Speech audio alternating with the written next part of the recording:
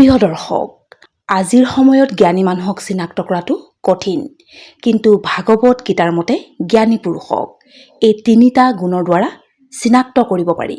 Number 1, শান্ত মন আৰু নিজৰ মনটোক নিয়ন্ত্ৰণ ৰখা।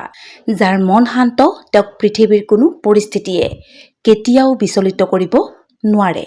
সুখ আহিলেও তেওঁ অহংকাৰ নকৰে আৰু দুখ আহিলেও তেওঁ হতাশ নহয়, কাৰণ তেওঁ বুজি পায় যে এই সকলোবোৰ অস্থায়ী। শক্তিশালী সেইজন নহয় যিয়ে জগত জয় কৰে, শক্তিশালী সেইজনহে যিয়ে নিজৰ মনটোক জয় কৰিব পাৰে। নম্বৰ 2, বিনম্ৰ স্বভাৱ।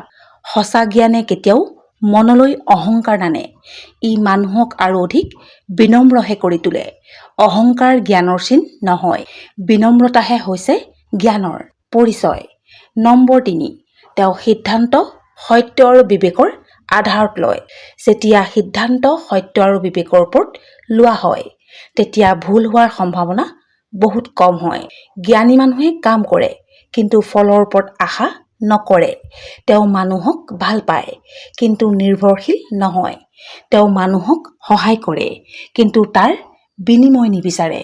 প্ৰিয় দৰ্শক, আজিৰ এই ভিডিঅ'টোৰ পৰা শিকিব লগা কথাটো হ'ল, যি মানুহে এই তিনিটা গুণ আয়ত্ত কৰে সেইজনেই প্ৰকৃত জ্ঞানী, আৰু সেই পথেই সুখৰ পথ।